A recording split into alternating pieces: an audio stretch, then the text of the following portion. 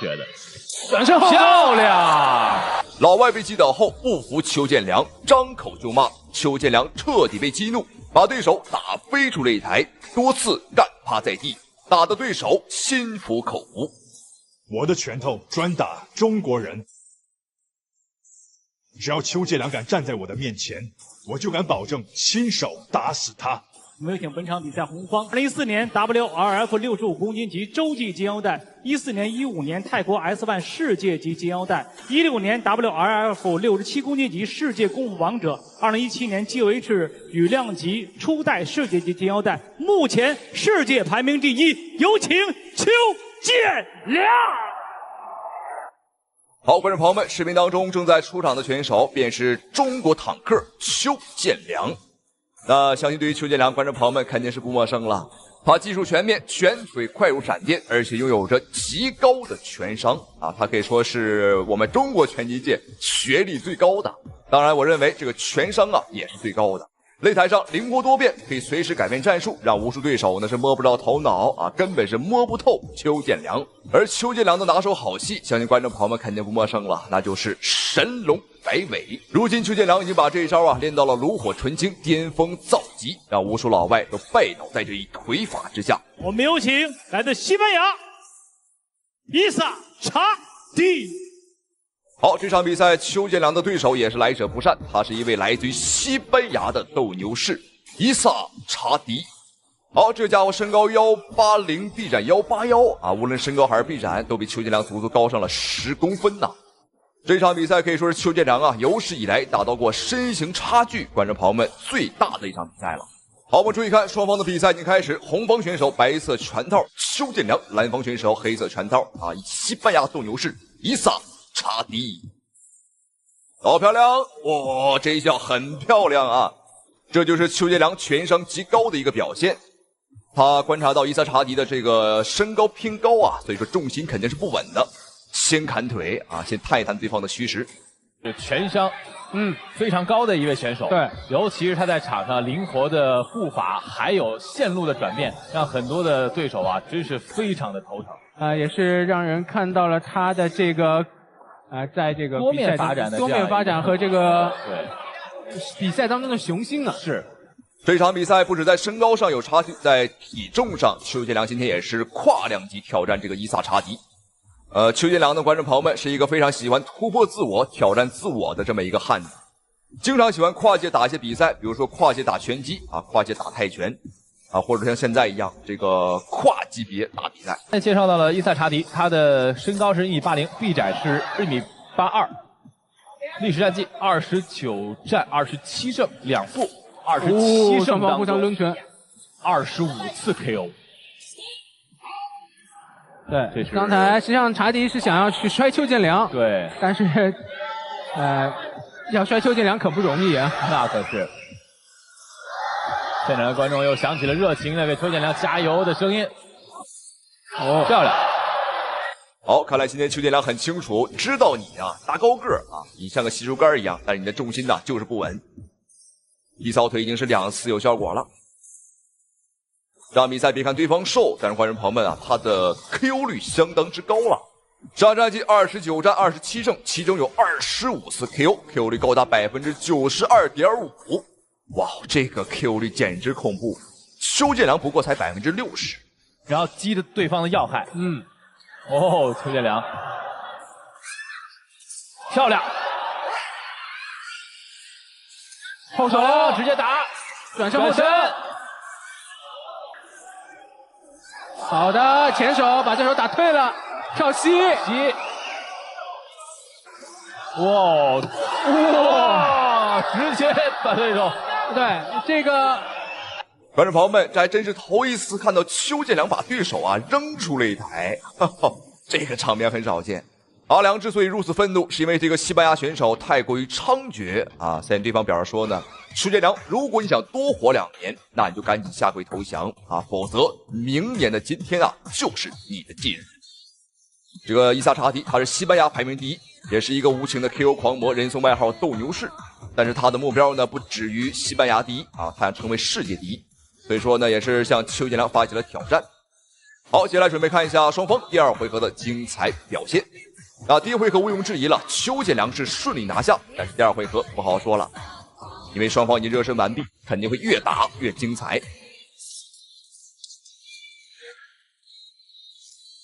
而对于邱建良来说，其实这场比赛的备战呢，后手漂亮，转身漂亮。哇，邱建良的这个转身的回旋踢啊，是非常的炫酷。对。这个比赛其实看起来是非常赏心悦目的。一个呢，我们看到了伊萨，他是一个进攻火力非常足的。对，我们可以用。这边刚才袭击。邱建良这边主动选择缠斗，应该是，被对手打得有些晕了。对。非常的危险啊，观众朋友们！邱建良刚刚开局被对手一个顶膝啊，现在顶的是有些头脑发晕了。多亏邱建良的抗击打能力还算到位。一定要小心，因为这个伊萨查迪呢，他是具备一击必杀的能力。参考他的92%的 Q 率啊，邱建良今天无论如何呀，千万要小心。建良在场上更像是一只迅猛龙。后手摆拳，2种不同状态的打法，让我们来看一看。裁判提醒不要缠抱，邱建良也要打得更警醒一些。对手刚才顶膝啊，威胁很大。漂亮。直接踢到了对手支撑脚。因为邱建良一直是在换对手，从谢尔西到沙玉郎到最后的伊萨，所以说在这个时间当中，对于备战来说，制定战术是一个问题。但是对于邱建良来说，现在呢，在场上我们看到应对的方式还是非常的科学的。转身漂亮！观众朋友们，邱建良的神龙摆尾果然是名不虚传。但是刚刚这一脚踢完之后啊，我们看伊萨现在是有些不服。他在向裁判表示抗议啊，他说他不是被踢倒的啊，他是不小心滑倒的。他现在就是煮熟的鸭子，这个伊萨就剩嘴还是硬的。双方的身高差距，邱建良在对手伊萨的怀里的时候呢，我们看小鸟依人啊。双方的换拳，邱建良这一波换拳，邱建良是稳赚不赔啊。转身，两个人打得太漂亮了。邱建良今天是遇到了一个火力很猛的选手，所以他也把自己的火力完全发挥出来。连续倒地多次，都是被踢了这个支撑腿。而且这回合两个人都非常乐意于用这种转身的这种动作。从视觉画面上，还现场观看上，都是非常有视觉冲击力的。对，裁判再次提醒伊萨不要缠抱。实际上，伊萨呢这个拳手也不想缠抱，他在以前的比赛啊，从来不缠抱别人，但今天没办法了，他打不过呀。面对邱建良这台坦克，他打不过，不搂抱没办法，不搂抱只能吃拳。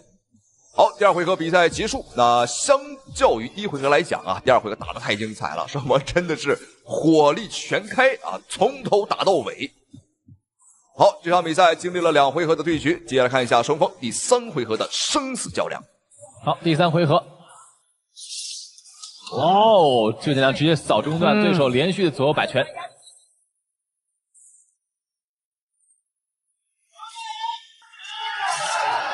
中扫，这张这个护头的这一下还是非常的机敏，是防守报价非常的稳健。高扫，高扫，刚才是连续中扫之后啊，来欺骗一下对手，直接换了高扫，但是伊萨的防守也是很严谨。是，好，我们注意看现在伊萨的眼神和他的步伐。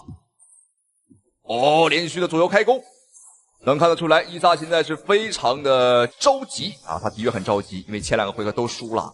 这一回合如果想赢的话，他打分都不行啊，必须要 KO 邱建良。但是我觉得想要 KO 坦克邱建良啊，观众朋友们还不如买一张彩票来的实在。对，不要缠抱。后手，高扫，将插过，漂亮！左右两边开弓的高扫，打身体，连续的打佛上勾，伊萨提膝。邱建良跳膝挤到了绳脚，连续输出。哇，伊萨还没有从这个绳圈出来，所以说你也不用觉得伊萨狼狈，因为他面对的是谁呢？是世界第一邱建良。对，尽管邱建良不在自己熟悉的这个体重级别，但是依旧打得非常的有霸气。刚才上钩打中，伊萨眼神一度有所涣散。是。明明这一回合观众朋友们想翻盘的是伊萨，结果反倒是邱建良啊，越战越勇，越打越猛。而且邱建良的体能啊是真好啊，观众朋友们。好漂亮，又是小腿。实际上邱建良我觉得今天啊第一扫都踢少了，多踢一踢，这个伊萨可能在第二回合站不起来了。我们现在看这个伊萨的移动能力，走路有些发晃。哇，直接击倒了，直接击倒了，是一个前手的平勾。我们看脚下已经发软了，站立，好勉强站起来，继续。邱建良应该不会放过这个机会，把对手挤到了绳脚边。好的，还在往里猛攻，连续的前伊萨要反击，否则裁判会叫停比赛的。现场的观众朋友已经沸腾了。哇，伊萨这个顽强的支撑能力啊！之前我们说他是4人赛之王，这场比赛果然看出了他这个非常顽强的这种对抗的精神。再来踢支撑腿，后手，又一次被击倒。裁判觉得这是被推倒的，所以没有读秒。是，但是伊萨你看起来就是因为他的这个前腿啊，被连续的这个击打之后，显得非常的难以支撑。26。2号裁判员30比26，3号裁判员30比26，比赛结果红方胜。好，观众朋友们没有悬念，让我们恭喜邱建良。那同时非常感谢屏幕前啊您的收看与支持。好了，观众朋友们，咱们下期视频不见不散。这一次的比赛真的是非常艰辛。我们出国比赛可能只能尽量来适应国外的规则，国外的 special 规则。以后出国比赛的这些师弟们，希望你们一定要好好保护好自己。邱建良冲过去了，压过来，漂亮！哎呀，这一下应该怎么样？好，邱建良不会放过这个机会，继续击倒，漂亮。有人说这场比赛邱建良遭遇了黑哨，也有人说邱建良遭到了威胁。比赛中打得老外呲牙咧嘴，多次击倒在地，不料比赛结果却令人大跌眼镜。现场裁判竟然给到平局。面对如此不公平的结果，邱建良被迫无奈，只能强行加赛一场。这场比赛之所以如此不公平，正是因为邱建良的对手来者不善。没有错，观众朋友们，他正是眼前的埃及王子艾哈迈德·伊斯梅尔。他的身份不简单，他是埃及的皇室王子，有身份有背景，重点是，观众朋友们，他很有钱呐。在赛后我们才得知啊，这个家伙在赛前是买通了现场的裁判啊，买通了所有的打分人员啊，今天就是要战胜邱建良，一战成名。好，注意看红色拳套黑色战袍，便是中国坦克邱建良。这场比赛邱建良来到了埃及客场作战啊，黑色拳套便是埃及的小王子艾哈迈德。这家伙长得很老啊，他才21岁，哈哈。我说句实话，你说他这个51岁，我觉得都行啊。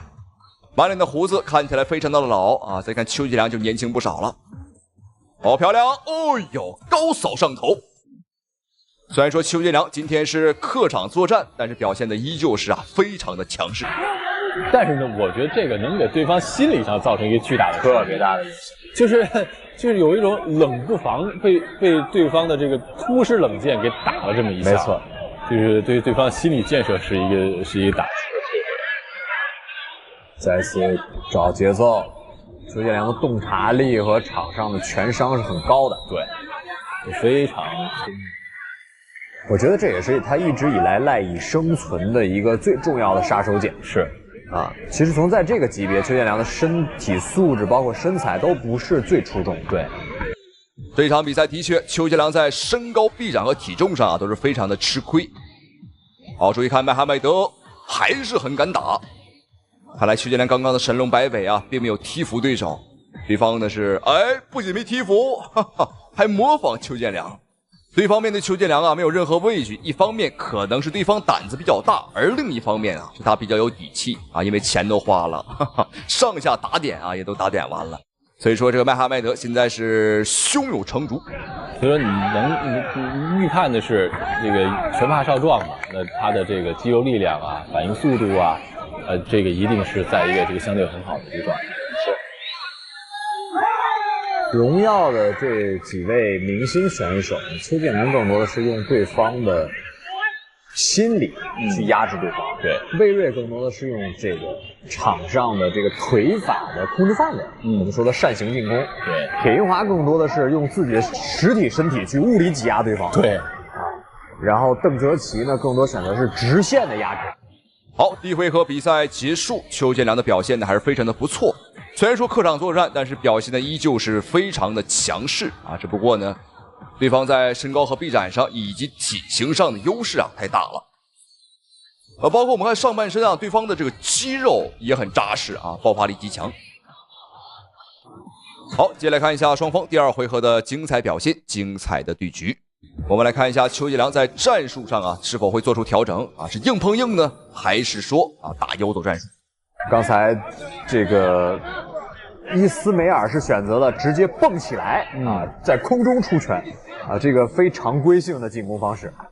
这也哎呦，邱建良直接跳起来，但是对方是低了一下头，邱建良是扶住了绳圈，把对方压倒。但是其实这个真的就说实话，这个擂台啊，我觉得还是有待完善一些。这个外面留的这个空间确实有点太窄了，有一点危险。左右的移动，两个人的这个反应都非常快。本次来到埃及的选手的爆发力还是都非常不错。对，这个我们在进入营地以后，因为我们进入这个空军的住所以后呢，是不太能到处参观的，我们也并不知道这些选手的训练的过程。我们现在来看邱建良呢，在局面上的确是稍微啊有些打不开局面。我们看对方这个埃及选手把距离把控的也是相对较远，那这个距离是他能够打到邱建良，而邱建良很难碰到他，因为在臂展上还是这个埃及王子啊更有优势。哦，小心，孤头顶膝，这个应该是不允许的呀。但是裁判并没有给到稍微的口头警告，意思一下子，反正这就是意思一下啊，完全没有说很强硬的告诉对手啊，说你犯规了。成熟的这种格斗体系的这种，一旦进入这种相对发挥比较自由的，甚至说有一些小小的技术空档这样的风格，我们反而不适应。对，因为他如果有空档啊，他相对于证明另外的其他的这个在长处方面，他必须要再更加的加大。对，或者在这些空档上加上一些非常规的动作。对。哎呦，这个刚小心啊！这种连续的摆拳加扫踢，这个就想想，这个你不低头啊，你也不按套路出牌啊。好，双方第二回合还有最后不到20秒钟的时间了，但是邱建良依旧是在找机会，因为对方啊这名选手的打法风格比较怪异啊，招式也很怪。哎呦，小心！这下应该不是读秒，邱建良意思地板比较滑。扭两下屁股告诉裁判我没事儿，还好啊。如果这是一次读秒的话，那么将对本场比赛的走向和结局啊，有可能会发生转变。好，不要少说，看一下双方选手第3回合的精彩表现。对，拿下世界第一啊，这每把都是梭哈。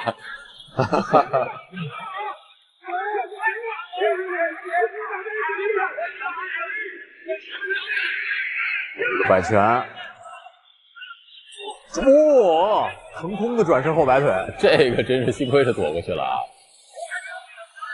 很多都得益于邱建良的这个辛苦的训练啊，他有些下意识的动作帮助自己保护了自己。再抡，中一脚，这一脚挡住了。最后一个回合，我们看邱建良明显在进攻上加强了不少。那这和邱建良往日的战术呢是完全不一样的。往日邱建良的战术是一般啊是第2个回合开始发力，而今天啊留到了最后一个回合，漂亮！哈哈，这一下完全是对方啊，邱建良一个躲闪，让对方找不着主心骨了。麦哈迈德现在对方的这个进攻啊看起来已经没有力气了。站不稳了，漂亮！这一下。这一下怎么还没有给到读秒？前面的2回合，这个麦哈迈德多次的推法进攻啊，各种招式，还有大摆拳啊，导致他现在的体能消耗啊非常大。所以现在看这个麦哈迈德没劲儿了，整个人呢软绵绵，你看，哎呦，哎呦，太软了，观众朋友们，像根面条一样。反应，但这是很危险的。邱建良的终结能力也是非常不错的。虽然他并不是以重击著称的选手。对。而且最后这一回合，这打的确实是有点乱啊！你说前裁判直接读秒了。哦，这下是给5秒了。前2个回合其实伊斯梅尔，尤其第1回合，我觉得打的还是非常不错，还是不错的。邱建良再次冲过来，拉踹2次、3次上勾顶膝。你看，这个把身体重量都抛出去，全抡出去了啊！好，第3回合马上结束，对方现在腿下已经是软绵绵，像采棉花一样。啊，邱建良的话也是一波接一波的连续猛攻。哎呦，又一次！这一回合对方击倒了几次？观众朋友们，不知道你数没数啊？光是滑倒好像就5、6次了啊！哈哈。好，看一下最终的评判结果。邱建良在干嘛？加时1回合吗？看样子应该是这样。我的天！我认为最后一回合一定是10比8，就算第1回合是10比9，那第2回合也是10比9，双方才会平手。但是对方的主场，我们还是再看第4回合吧，毕竟好的比赛我们是不嫌回合多的。对，好，观众朋友们，对方动用了超能力啊，加赛一局。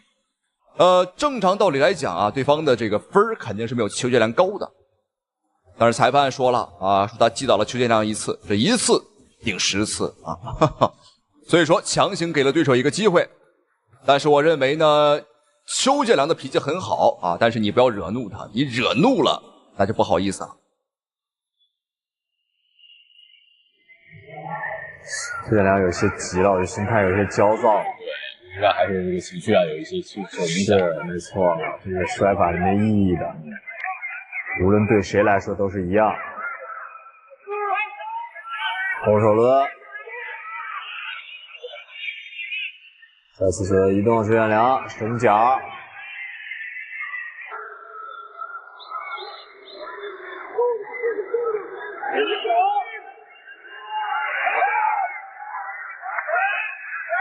哎呦呵，对方做了一个下箍颈的这样一个动作，而且持续了比较长的一段时间。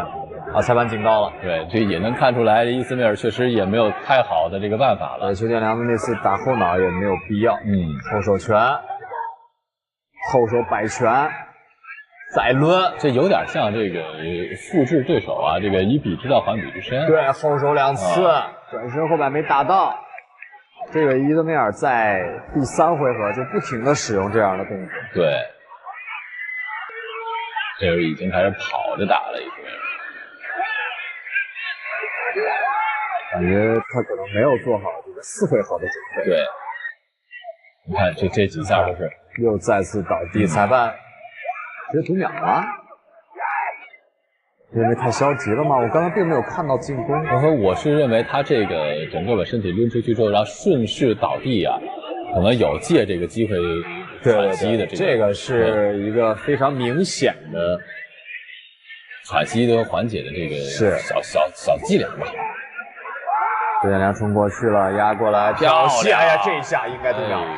前几个回合可能在分数上和场面上有所质疑，但这一回合，观众朋友们，哈哈，对方想作弊不可能了，因为这个麦哈迈德被邱建良反复击倒啊，反复，哎呦，对方哈哈，这自己把自己玩倒了啊！好，裁判又给到一次读秒，因为对方呢，这明显是故意的，你看躺在地上休息一会儿。哦，看情况给裁判的钱可能不是很多啊，哈哈，没有给到位。哎呦，这真是强弩之末了，很典型的这个动作啊。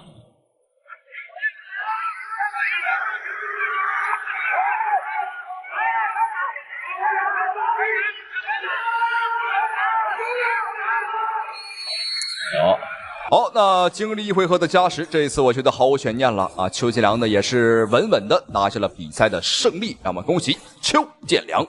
虽然说受了委屈，但是最终呢是打回来了，让我们再次恭喜邱建良。同时也非常感谢屏幕前您的收看与支持，咱们下期视频再见。上钩，哇，漂亮！放了，5秒了，小跟非常的漂亮，再看一下转身，太阳穴啊！他是中国数一数二的搏击高手，他就是邱建良。邱建良将自由搏击和传统武术相结合，形成了独特的实战打法。而且邱建良凭借强硬的拳腿功夫，击败了无数外国高手。招牌动作神龙摆尾更是用的出神入化，让很多对手痛苦不堪。在自由搏击领域登顶世界第一之后，邱建良为了让自己变得更加全面，变得更强，开始尝试跨界打拳击。然而跨界的第一场比赛竟然就挑了一个硬骨头，他就是泰国拳王纳荣邦辰。他应该不会放过这个机会，继续击倒。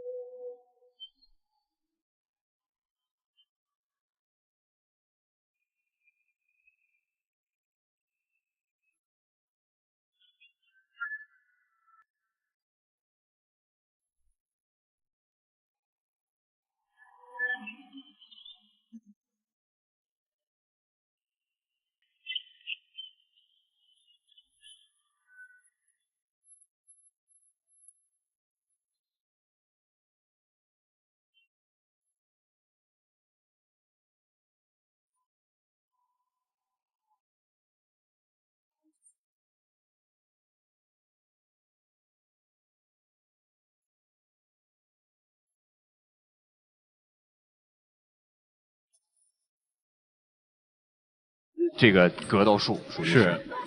所以说对于两位选手来说呢，其实场上都需要适应。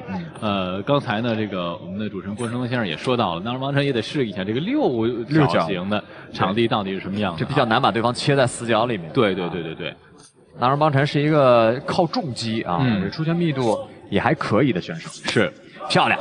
那其实对于邱建良来说呢，他首先最需要适应的是规则，这个可能是他最大的一个需要适应的问题。我觉得这场比赛作为4回合，对于邱建良来说还是比较有优势的一点。一旦拖到这个8回合之后，这个一漂亮，纳荣邦辰站不住了，是有点懵。观众朋友们，这场比赛邱建良的确是拿出了一个非常高的竞技水平状态。面对一个拳坛前辈一个拳坛老将，丝毫不惧。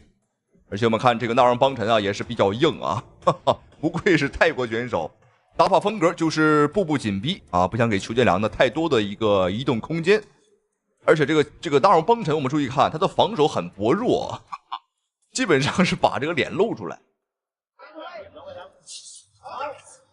在赛前呢，邱建良说自己会担心两个人如果对攻特别激烈的情况下，可能会出腿。对，我刚才也在想说，现在我其实最担心的，我都替邱建良捏着一把汗，就害怕这个，就有时候这个本能这个训练习惯应激反应会出现这样的情况，害怕他出现违规动作。对，所以说我说对于邱建良来说，其他的我们都可以先放一边，最重要的是这个规则，规则，这是一训练习惯的问题。没错。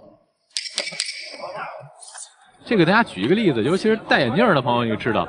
有时候你不戴眼镜的时候，你也会去推眼镜不自觉的动作。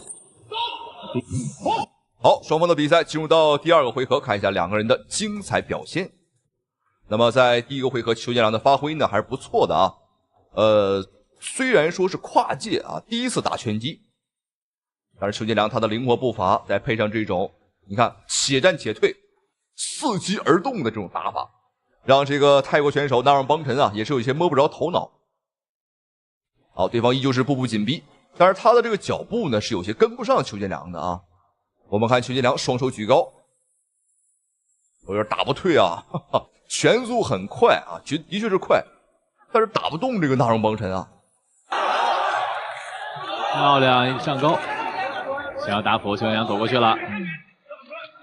纳让邦辰的拳法还是有这种典型的泰式拳手的这种风格，有重击更在意。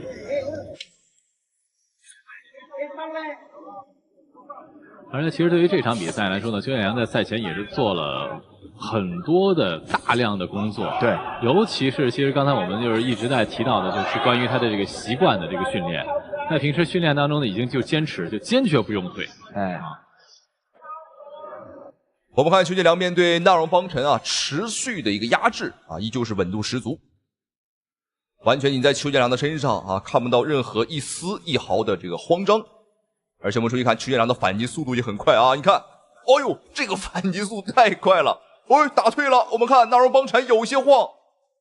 这场比赛邱建良追求的就是速度，追求的就是点数。因为是第一次打拳击，所以说呢，这个想要 KO 对手啊，这个几乎不太可能了。点数判定的战术完全没问题。相对于纳让邦辰的沉稳，邱建良的这个突发的能力非常的好。这个还是要有赖于邱建良扎实的这个功底。哎，看他的角度的选择，他的灵活的躲闪，快速的变现，以及敏捷的步伐，确实是非常优秀。是。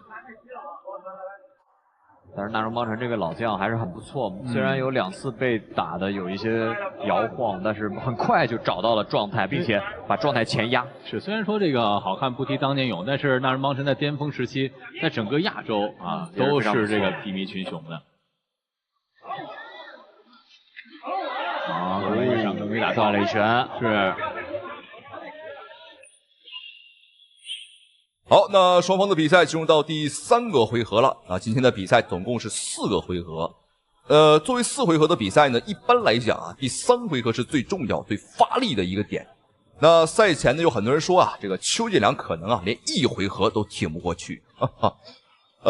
这导致邱建良是很愤怒的。那今天也是憋着一股火和对方啊打到第3回合了。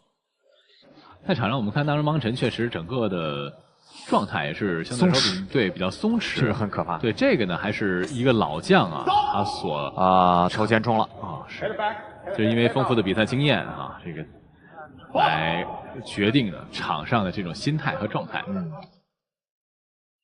打得多了，这种你要让他抓到一个机会啊，他非常放了，5秒了，5秒了。哎呦，观众朋友们，什么情况？我们看纳让邦辰竟然被邱建良打到读秒了，哇，这一幕真是有些不太敢相信啊！火上钩，哇，漂亮！又一次读秒，因为是职业拳击规则的话是没有这个累计回合几次的，是一直到拳手或者裁判认为无法比赛，是还要打。好，邱建良应该不会放过这个机会，继续击倒，漂亮！3回合。哇，观众朋友们，这场比赛真的是没有想到，邱建良的首场跨界拳击比赛啊，会打得这么顺利，会打得这么的勇猛。3回合啊 ，KO 了对手，还不是点数判定啊 ，KO 了对方。而且我们打的可不是一般人啊，这可是一块泰国的顶级拳王了啊！咱们恭喜邱建良，咱们下期视频再见。